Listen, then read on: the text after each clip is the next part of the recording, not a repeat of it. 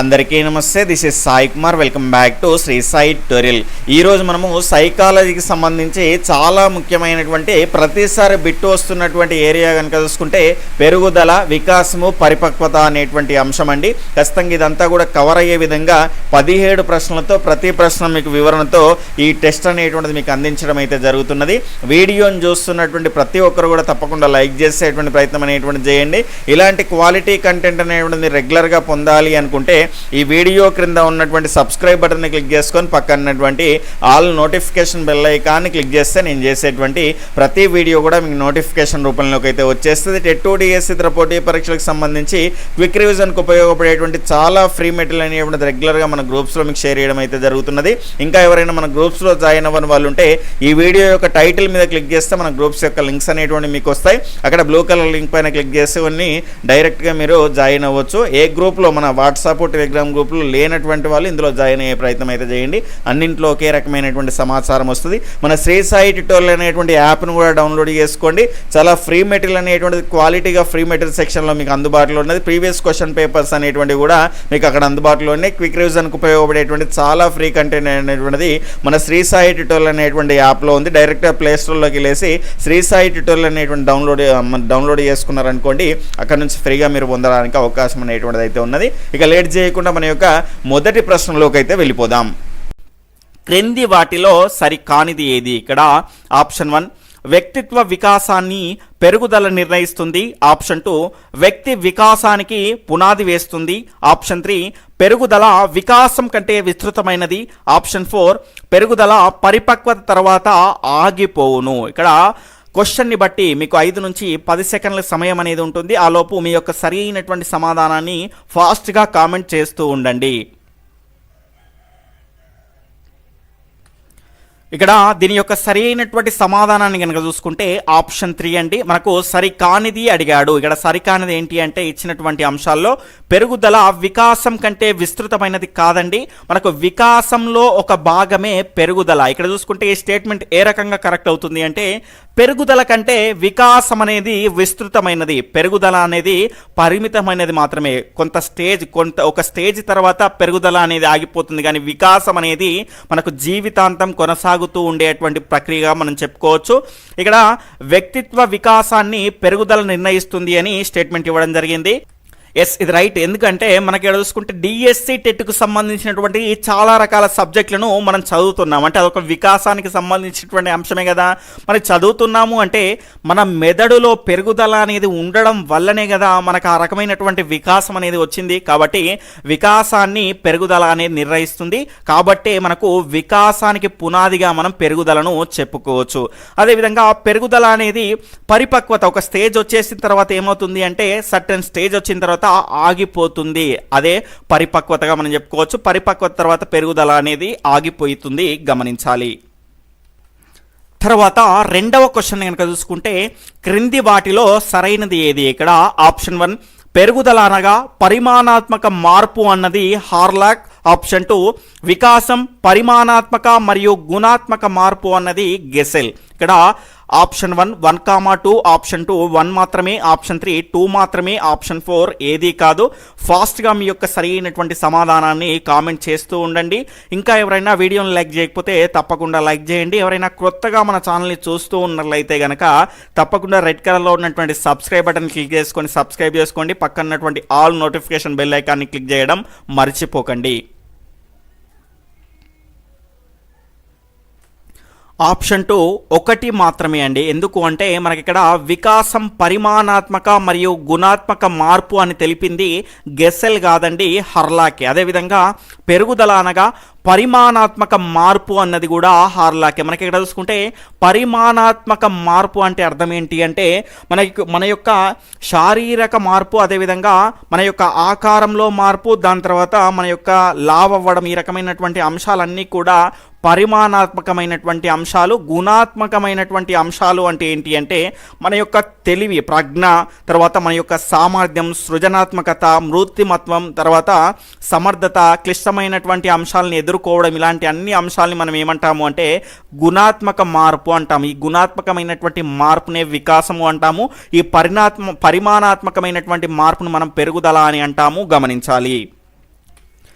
తర్వాత మూడవ క్వశ్చన్ వచ్చేసి ఈ క్రింది వాటిలో సరైనవి. ఇక్కడ ఆప్షన్ 1, ఒక జీవిలోని అనేక నిర్దిష్టమైన ప్రతిస్పందనల సముదాయమే ప్రవర్తన. స్టేట్మెంట్ 2, ఒక వ్యక్తి యొక్క ప్రవర్తనను ప్రభావితం చేసే ముఖ్యమైన అంశాలు 3. ఇక్కడ ఆప్షన్ 1, 1,2, ఆప్షన్ 2, 1 మాత్రమే, ఆప్షన్ 3, 2 మాత్రమే, ఆప్షన్ 4 ఏది కాదు. ఇక్కడ ఏమడిగాడు, ఈ రకమైనటువంటి స్టేట్మెంట్ వైజ్ క్వశ్చన్స్ ఇచ్చినప్పుడు ఏం చేయాలి అంటే ఈ రకంగా ఆప్షన్స్ చదివిన తర్వాత మనకు ఒకసారి క్వశ్చన్ని రీచెక్ చేసుకోవాలి. ఇక్కడ సరైనది అడిగాడా, సరికానిది అడిగాడా. మనకి ఇక్కడ ఏమడిగాడు, సరైనది అడిగాడు. కాబట్టి ఫాస్ట్గా మీ యొక్క సరైనటువంటి సమాధానాన్ని కామెంట్ చేస్తూ ఉండండి. దీని యొక్క రైట్ ఆన్సర్ వచ్చేసి ఆప్షన్ 1, 1,2 రెండూ కూడా సరి అయినటువంటి అంశాలే.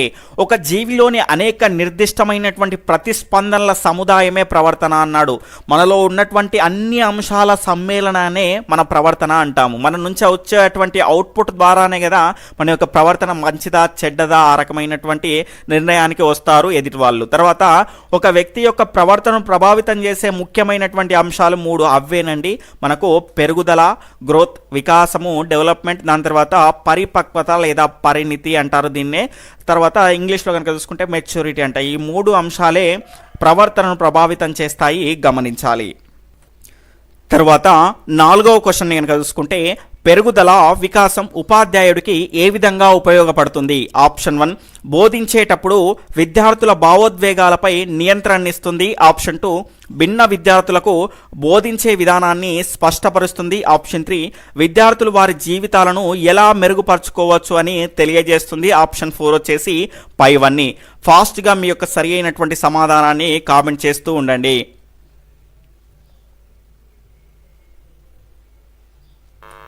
ఇక్కడ దీని యొక్క సరి అయినటువంటి సమాధానాన్ని కనుక చూసుకుంటే ఆప్షన్ 2 అంటే భిన్న విద్యార్థులకు బోధించేటువంటి విధానాన్ని స్పష్టపరుస్తుంది.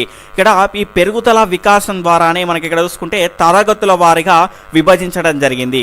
టెక్స్ట్ బుక్ను కనుక చూసుకుంటే ఏ తరగతుల వారికి వారి యొక్క పెరుగుదల వికాసం అనేది ఏ రకంగా అభివృద్ధి చెంది ఉంటుంది అనేటువంటి అంశాన్ని బేస్ చేసుకొని మనకు టెక్స్ట్ పుస్తకాలని రూపొందించడం జరిగింది. ఆ రకంగా మనకు ఆ ఏజ్లో ఆ పెరుగుదల వికాసానికి తగ్గట్టుగానే ఏమి చెప్తే నేర్చుకుంటాడు అనేటువంటి అంశం ఆధారంగానే టెక్స్ట్ పుస్తకాల్లోని అంశాలను పొందుపరచడం జరిగింది, గమనించాలి.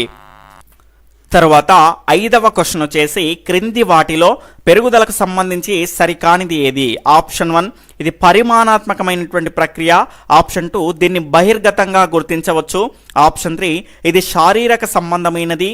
ఆప్షన్ 4 వచ్చేసి ఇది సమగ్రమైనది. ఫాస్ట్గా మీ యొక్క సరి అయినటువంటి సమాధానాన్ని కామెంట్ చేస్తూ ఉండండి. ఇక్కడ దీని యొక్క సరి అయినటువంటి సమాధానం వచ్చేసి ఆప్షన్ 4, ఇది సమగ్రమైనది కాదండి, సంకుచితమైనది. ఎందుకంటే ఒక స్టేజ్ తర్వాత పెరుగుదల అనేది ఆగిపోతుంది, కానీ వికాసం అనేది నిరంతరం కొనసాగుతూనే ఉంటుంది. అదేంటి అంటే అవిచ్ఛిన్నంగా కొనసాగుతూ మనకు విస్తృతమైనటువంటి ప్రక్రియగా మనం వికాసాన్ని చెప్పుకోవచ్చు. తర్వాత 6వ క్వశ్చన్ క్రింది వాటిలో సరికానిది ఏది. ఇక్కడ ఆప్షన్ 1, వికాసానికి పరిపక్వత, అభ్యాసనం అవసరం. ఆప్షన్ 2, వికాసం పెరుగుదల వలన జరుగుతుంది. ఆప్షన్ 3, వికాసం అనువంశికత, పరిసరాల వలన ఏర్పడుతుంది.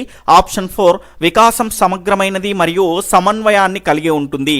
ఫాస్ట్గా మీ యొక్క సరి అయినటువంటి సమాధానాన్ని కామెంట్ చేస్తూ ఉండండి.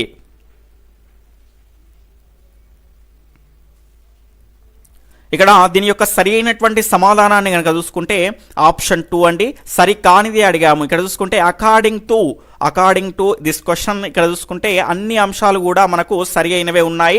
వికాసానికి పరిపక్వత, అభ్యాసనం అనేటివి అవసరం. ఉదాహరణకు మనకు 2 నెలల శిశువుని అప్పుడే వాళ్ళ అమ్మ వచ్చేసి అమ్మ అను అంటే అంటుందా? అనదు. ఎందుకంటే తనకు ఆ వికాసం అనేది ఇంకా జరగలేదు. పెరుగుదల అనేది జరిగి ఆ సమయంలో ఆ వికాసం రావాలి అంటే ఖచ్చితంగా పరిపక్వత చెంది ఉండాలి. ఆ రకంగా మనకు పరిపక్వత చెంది ఉండి మళ్ళీ అభ్యాసనం కూడా కావాలి. చాలాసార్లు నేర్పించడం ద్వారా వింటూ ఉన్న తర్వాత ఒక స్టేజ్కి వచ్చిన తర్వాత మినిమం 9 నెలలు, 1 సంవత్సరం తర్వాత సడన్గా ఏమొస్తుంది, అమ్మ అనేటువంటి పదం తన నోటికి వస్తుంది. కానీ 2 నెలలకే అమ్మ అను అంటే ఎక్కడికి వెళ్ళి అంటుంది అండి? అనదు. కాబట్టి మనకు రెండో ఆప్షన్ కనుక చూసుకుంటే వికాసం పెరుగుదల వలన జరుగుతుంది అని రాంగ్ అన్నాం. ఎందుకు అంటే వికాసం పెరుగుదల వల్ల జరుగుతుంది, కానీ ఎల్లప్పుడూ జరుగుతుందా అంటే జరగదు, కొన్ని సందర్భాల్లో జరగకపోవచ్చు కూడా. పెరుగుదల జరిగి వికాసం జరగకపోతే మనం ఏమంటాము అంటే వాళ్ళని మందబుద్ధులు అంటాము, గమనించాలి. తర్వాత వికాసం సమగ్రమైనది మరియు సమన్వయాన్ని కలిగి ఉంటుంది. ఇక్కడ అన్ని అంశాలు శారీరకపరమైనటువంటి, మానసికపరమైనటువంటి, సాంఘికపరమైనటువంటి, ఉద్వేగపరమైనటువంటి, ఆధ్యాత్మికపరమైనటువంటి అన్ని అంశాలను కలుపుకున్నటువంటి ప్రక్రియనే వికాస ప్రక్రియగా మనం చెప్పుకోవచ్చు. ఇది అనువంశికత, పరిసరాల ద్వారా మనం నేర్చుకుంటేనే కదా వికాసం అనేది ఏర్పడుతుంది. తర్వాత 7వ క్వశ్చన్ వచ్చేసి పుట్టినప్పుడు తల నిలపలేని శిశువు 4 నెలల వయసులో ఎలాంటి శిక్షణ లేకుండా తలను నిలపడం దేన్ని సూచిస్తుంది? ఆప్షన్ 1 పెరుగుదల, ఆప్షన్ 2 పరిపక్వత, ఆప్షన్ 3 వికాసం, ఆప్షన్ 4 ఏదీ కాదు.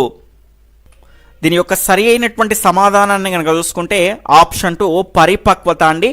పుట్టినప్పుడు తల నిలపలేని శిశువు 4 నెలల వయసులో ఎలాంటి శిక్షణ లేకుండా తలను నిలిపింది అంటే కారణం ఏంటి అంటే తనకు జన్మతా వచ్చినటువంటి లక్షణం అండి. ఒక సర్టెన్ స్టేజ్లో మనకు తల నిలపాలి అనేటువంటి లక్షణం అనేది మనకు జన్మతా వచ్చింది, మధ్యలో నేర్చుకున్నటువంటి ప్రక్రియ కాదు. కాబట్టి మనకి ఇక్కడ చూసుకుంటే జన్మతః పుట్టుకతో మనకు వచ్చినటువంటి లక్షణాలన్నిటి కూడా, సహజ సామర్థ్యాలు కూడా మనకు వయస్సుతో పాటు పెరిగి అవి వికసించడాన్ని మనం ఏమంటాము అంటే పరిపక్వత అంటాము, గమనించాలి.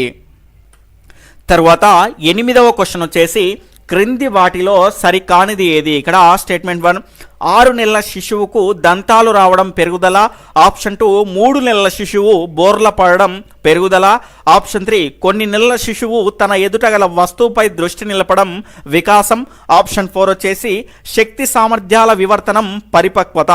ఫాస్ట్గా మీ యొక్క సరి అయినటువంటి సమాధానాన్ని కామెంట్ చేస్తూ ఉండండి.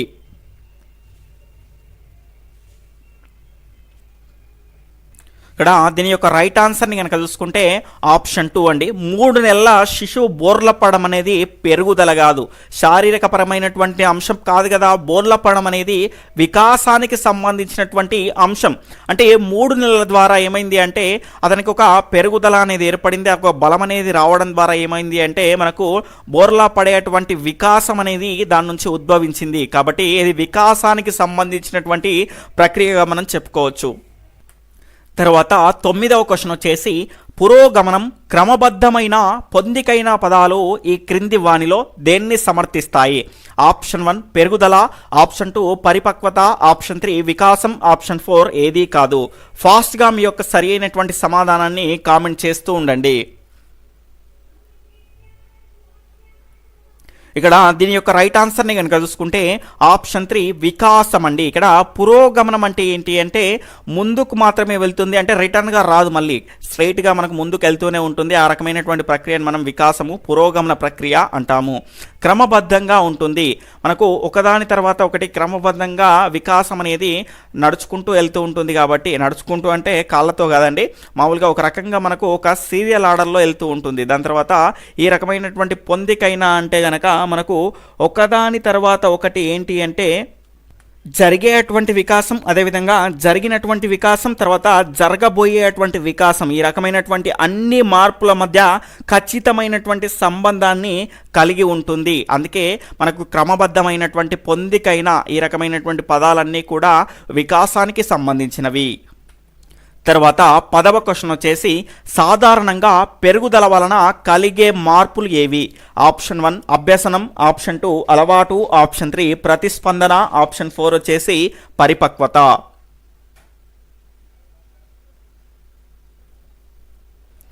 ఇక్కడ దీని యొక్క రైట్ ఆన్సర్ని కనుక చూసుకుంటే ఆప్షన్ 4 పరిపక్వత అండి. పెరుగుదల యొక్క ఫైనల్ స్టేజ్ని కనుక చూసుకుంటే పెరుగుదల పరిపక్వతగా మారిన తర్వాత ఏమవుతుంది? పెరుగుదల అనేది ఆగిపోతుంది. కాబట్టి దీని యొక్క రైట్ ఆన్సర్ ఆప్షన్ 4. తర్వాత 11వ క్వశ్చన్ వచ్చేసి క్రింది వాటిలో సరికానిది ఏమిది? సరికాని అంశం ఏమిటి? ఆప్షన్ 1 ప్రతి పరిమాణాత్మక గుణాత్మకమైన మార్పుకు ప్రాథమిక అంశం పరిపక్వత, ఆప్షన్ 2 శిక్షణ ద్వారా కానీ అభ్యాసం ద్వారా కానీ పరిపక్వతను మార్పు చేయలేము, ఆప్షన్ 1, 1, 2, ఆప్షన్ 2 1 మాత్రమే, ఆప్షన్ 3 2 మాత్రమే, ఆప్షన్ 4 ఏదీ కాదు. ఫాస్ట్గా మీ యొక్క సరి అయినటువంటి సమాధానాన్ని కామెంట్ చేస్తూ ఉండండి. ఇంకా ఎవరైనా వీడియోని లైక్ చేయకపోతే తప్పకుండా లైక్ చేయండి.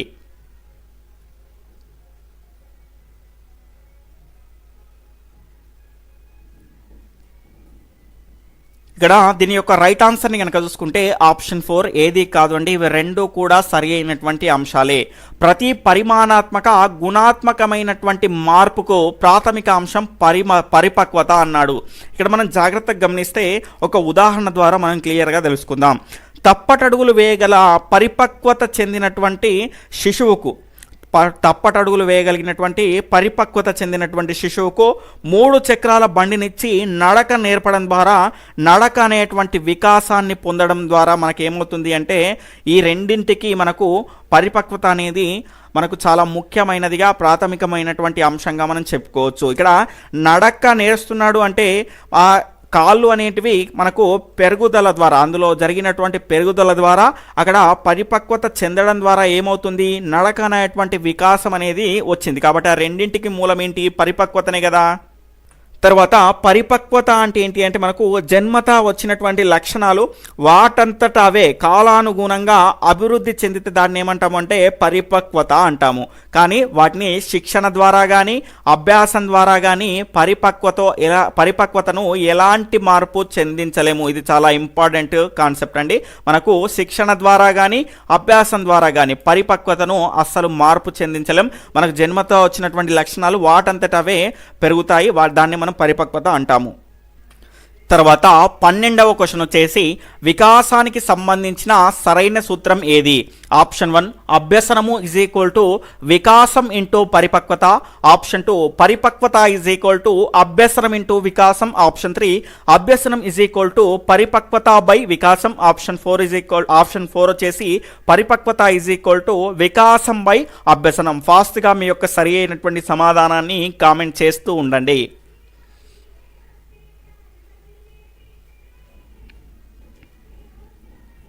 ఇక్కడ దీని యొక్క రైట్ ఆన్సర్ వచ్చేసి ఆప్షన్ 4 అండి. పరిపక్వత ఈజ్ ఈక్వల్ టు వికాసం బై అభ్యసనం అండి.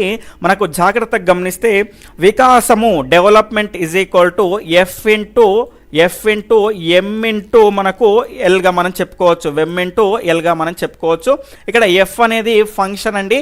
మనకు రాసిన ఒకటే రాయకపోయినా ఒకటిగా మనం చెప్పుకోవచ్చు. కాబట్టి వికాసం అనేది మనకు పరిపక్వత మరియు అభ్యాసం యొక్క లబ్ధంగా మనము చెప్పుకోవచ్చు. ఈ రకంగా రకరకాలుగా తిప్పించేటువంటి అవకాశాలు ఉంటాయి. కాబట్టి ఖచ్చితంగా అన్ని రకాలుగా నేర్చుకునేటువంటి అంశంగా మనం చెప్పుకోవచ్చు. తర్వాత 13వ క్వశ్చన్ వచ్చేసి వ్యక్తి పరిణతి చెందడానికి అతనిలో ఏర్పడేటువంటి ప్రగతిశీల మార్పును ఏమంటారు? ఆప్షన్ 1 అభ్యాసం, ఆప్షన్ 2 వికాసం, ఆప్షన్ 3 పెరుగుదల, ఆప్షన్ 4 పరిపక్వత. ఫాస్ట్గా మీ యొక్క సరి అయినటువంటి సమాధానాన్ని కామెంట్ చేస్తూ ఉండండి. ఇక్కడ దీని యొక్క సరి అయినటువంటి సమాధానాన్ని కనుక చూసుకుంటే ఆప్షన్ 2 వికాసం అండి. పరిణితి చెందడానికి అతనిలో ఏర్పడేటువంటి ప్రగతిశీల మార్పుని మనం ఏమంటాము అంటే వికాసము అంటాము. తర్వాత 14వ క్వశ్చన్ వచ్చేసి క్రింది వాటిలో సరైనవి ఏవి? ఇక్కడ స్టేట్మెంట్ 1 పరిపక్వత బాహ్య కారణాల చేత ప్రభావితం చేయబడును. ఆ స్టేట్మెంట్ 2 ఏదైనా విషయాన్ని అభ్యసించడానికి పరిపక్వత అవసరం. ఆప్షన్ 1 1, 2, ఆప్షన్ 2 1 మాత్రమే, ఆప్షన్ 3 2 మాత్రమే, ఆప్షన్ 4 ఏది కాదు. ఫాస్ట్గా మీ యొక్క సరి అయినటువంటి సమాధానాన్ని కామెంట్ చేస్తూ ఉండండి.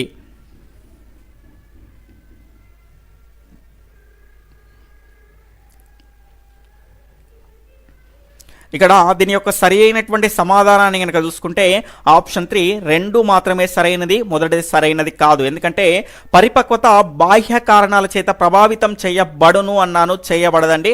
పరిపక్వత అంటే ఆల్రెడీ మనం చెప్పుకున్నాం, జన్మత వచ్చినటువంటి లక్షణాలు కాలక్రమంగా అభివృద్ధి చెందడాన్నే మనము పరిపక్వత అంటాం. కాబట్టి వాటంతా అవే అభివృద్ధి చెందాలి. బాహ్య కారకాల యొక్క ప్రమేయం అనేది దీనిలో ఏమాత్రం కూడా ఉండదు. ఏదైనా విషయాన్ని అభ్యసించడానికి పరిపక్వత ఖచ్చితంగా అవసరం. 2వ తరగతికి సైన్ టీటా కాస్ టీటా కనుక చెప్పినాం అనుకోండి, ఇంకోసారి మన మొహం కూడా వాడు చూడు. కాబట్టి ఖచ్చితంగా ఏదైనా విషయాన్ని అభ్యసించడానికి పరిపక్వత అనేది ఖచ్చితంగా అవసరమైనటువంటి ప్రక్రియగా మనం చెప్పుకోవచ్చు. తర్వాత 15వ క్వశ్చన్ వచ్చేసి ఈ క్రింది వాటిలో సరి కానిది ఏది? ఇక్కడ స్టేట్మెంట్ 1 పరిపక్వతకు అభ్యసనం దోహదపడను. స్టేట్మెంట్ 2 పరిపక్వత అనేది స్వీయ వివర్తనం. ఆప్షన్ 1 1, 2, ఆప్షన్ 2 1 మాత్రమే, ఆప్షన్ 3 2 మాత్రమే, ఆప్షన్ 4 ఏది కాదు.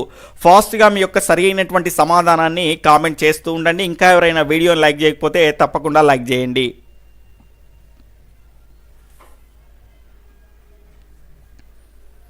ఇక్కడ దీని యొక్క సరి అయినటువంటి సమాధానాన్ని కనుక చూసుకుంటే ఆప్షన్ 2 ఒకటి మాత్రమే. సరి కానిది అడిగాడు. ఇక్కడ పరిపక్వతకు అభ్యసనం దోహదపడదు అని ఇంతకు ముందే చెప్పుకున్నాము. పరిపక్వత అంటే ఏంటో మనం చాలాసార్లు ఇప్పుడే 2-3 సార్లు చెప్పుకున్నాము.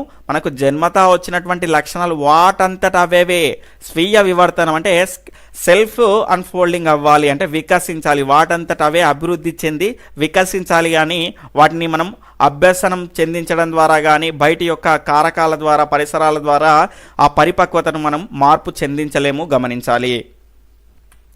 తర్వాత 16వ క్వశ్చన్ వచ్చేసి ఈ క్రింది వాటిలో సరికానిది ఏది? ఇక్కడ స్టేట్మెంట్ 1 ఇది పెరుగుదల అండి. పెరుగుదల లేకుండా వికాసం జరిగిపోవచ్చు. తర్వాత స్టేట్మెంట్ 2 వికాసం లేకుండా పెరుగుదల జరిగిపోవచ్చు. ఆప్షన్ 1 1,2, ఆప్షన్ 2 1 మాత్రమే, ఆప్షన్ 3 2 మాత్రమే, ఆప్షన్ 4 ఏది కాదు. ఫాస్ట్గా మీ యొక్క ఆన్సర్ని కామెంట్ చేస్తూ ఉండండి. ఇక్కడ దీని యొక్క సరి అయినటువంటి సమాధానం వచ్చేసి ఆప్షన్ 4 ఏది కాదండి. ఎందుకు అంటే ఇవి రెండు కూడా సరి అయినవే. పెరుగుదల లేకుండా వికాసం జరిగిపోవచ్చు. మనకు దాన్నే మనం ఏమంటాము అంటే అసాధారణ మార్పు అంటాము. మనకి ఇక్కడ మరుగుజ్జుల్లో కనుక చూసుకుంటే శారీరక పెరుగుదల లేకున్నా కూడా మానసిక పెరుగుదల అనేది మరుగుజ్జుల్లో మనము చూడవచ్చు. అదేవిధంగా అసాధారణమైనటువంటి సందర్భాల్లో మనకి ఇక్కడ బుద్ధిమాంద్యంలో వికాసం ఉండదు, కానీ పెరుగుదల మాత్రం ఉంటుంది, గమనించాలి. ఇక ఈరోజు ప్రశ్న దీని యొక్క సరి అయినటువంటి సమాధానాన్ని ఈ కామెంట్ సెక్షన్లో తెలియజేసేటువంటి ప్రయత్నం అనేటువంటి చేయండి. పరిణితి అంటే అభ్యసనం యొక్క ప్రమేయం లేకుండా ఒక క్రమబద్ధమైనటువంటి పద్ధతిలో వికసించేటువంటి వికాస ప్రక్రియ అన్నటువంటి వారు ఎవరు? గెస్సెల్, పియాజే, కోల్బర్గ్, హార్లాక్ ఎవరన్నారో దీని యొక్క సరి అయినటువంటి సమాధానాన్ని ఈ వీడియో మొత్తం కంప్లీట్ అయిపోయిన తర్వాత కింద కామెంట్ సెక్షన్లో కామెంట్ చేసేటువంటి ప్రయత్నం అనేటువంటి చేయండి. ఈ వీడియో అనేటువంటిది మీకు ఉపయోగపడింది అనిపిస్తే కనుక తప్పకుండా లైక్ చేసి మీ యొక్క ఫ్రెండ్స్కి కూడా షేర్ చేసేటువంటి ప్రయత్నం అయితే చేయండి. Okay friends, bye, take care, Jai Hind.